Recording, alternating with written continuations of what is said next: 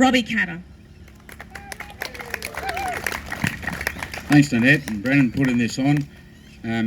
You know, all these politicians here, it's probably easier for us in the minor parties and crossbench KP, but I'll really make special mention of George in my left one now. But good on George for coming here, because it's you know, it's a tough move, and I know there's a lot of people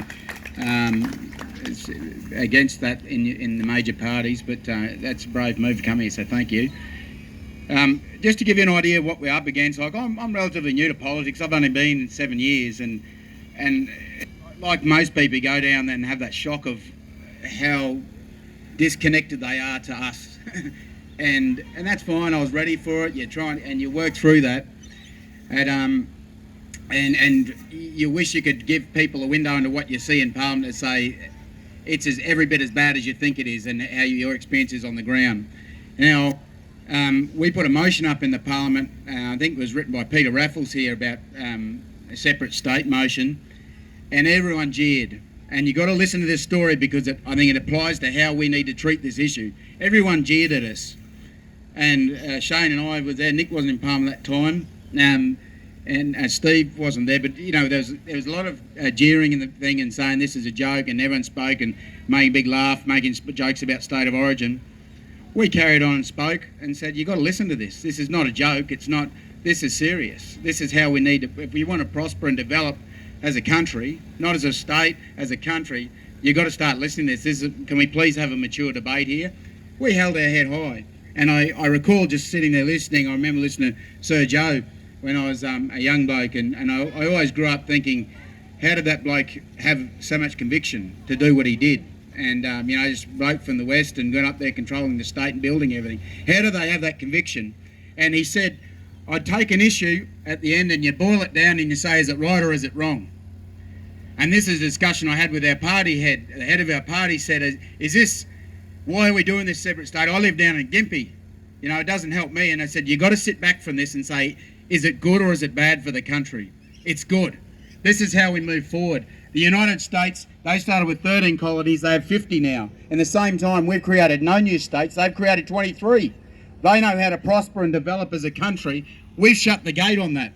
Down in Brisbane and those central areas, they cleared the brigalow, they cleared those scrubs, they prospered from that, they built. It gets up to here, no, we can't do any of that. We go to start controlling our waterways and say, can we manage flying foxes, can we manage crocodiles? No, you can't do that, because we're desensitising, we're very sensitive to these environmental issues. You can't do that. There's all these constraints. We're just trying to operate and function as a country. There's a huge cultural shift that's growing wider between us and Brisbane. We're trying to say that it can be done better. These things can be managed more efficiently. Those waters running out in the Ironsley, Etheridge, Flinders, going out to sea, we're taking nothing out of it. You know, the government's taken $10 million of selling water. Not one of that drop has gone out to a new farm. So they sold the water, but I'll put all these restraints and restrictions and costs associated with it. I don't think they want us to farm out there. I think it's about, I don't think they could care less. I mean, why are they even charging for water? There's no dams or infrastructure to cover on.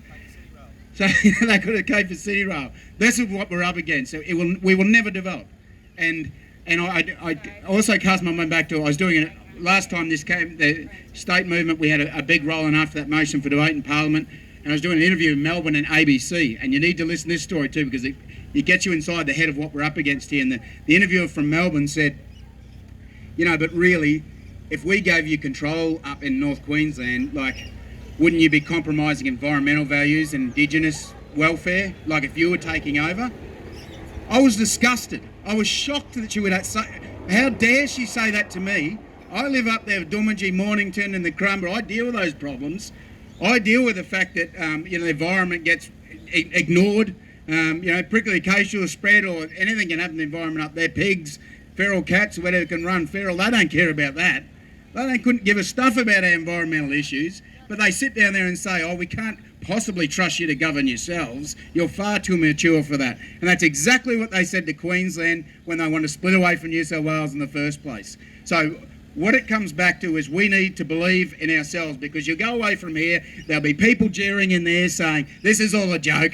We don't need to carry on. It's just a stunt. It's not a stunt. This is about having a mature debate and us growing as a nation. I'd like to think I'd be just as much in favour of this if I lived in Melbourne right now. It's as much an issue to people in Melbourne as it is here. We need to grow and develop as a nation. It's not just about North Queensland, as was said earlier, it's about Northern Territory, Western Australia. We want to develop as a country. It's constrained, it's irrelevant. Most of that's, go and listen to what's going on there. It's irrelevant to most of us. We're told, we're made to sit through most of it down there. I can tell you, most of it doesn't apply. Queensland's too big for one set of rules. We need to grow as a nation, and that's it. That's why we're all here, and that's what you should be saying back to your friends or any of those people that criticise what you're doing here. I have no problem with being criticised. I'm confident in our convictions of what we're doing. This is the right thing to do. What we're doing going ahead. Thank you. What we're doing going ahead, it is our view in the party that there is just so many ways to attack this issue.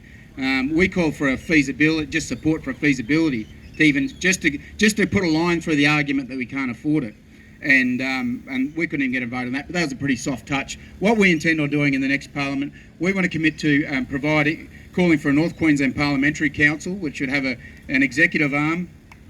Form an executive arm with the North Queensland Development Authority, which is controlled by the North Queensland MPs. And, how do you fund that? Well, they can find $5 billion for a cross river rail. All my sisters live in Brisbane. They don't even know why they're building it.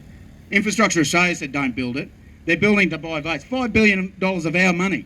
That's our annual royalties feeding into the government. They're spending on cross river rail. So what? You can get to work 10 minutes earlier. Who cares? That's what's going to happen. We can do things. We can do great things here in Townsville together. And I'm not just saying KP. We've got Jason here, Steve Andrews, George. We can come together. We've got that power. If we can do this, we can build a Galilee rail line into the Galilee base. It's not owned by a foreign-owned company. We taxpayers get the benefit, as Shane Canute said earlier. We can introduce relocation sentencing to make sure we're starting to really fix these crime problems here in Townsville. We can make sure we build dams that provide water for Townsville. We can do these things when we have control. We know what the problems are. We all know what the problems are up here. We can't address them because we'll be talking about something completely different. Maybe not this week. This is all a show for you. When we get back down there, you're forgotten. And we'll go back to the 73 MPs, as they say. So thanks very much for coming. I mean, there's a lot of brave people here because it's not always the popular side, but we're on the side of right. And you need to remember that. And you can say this with confidence, and we'll get there.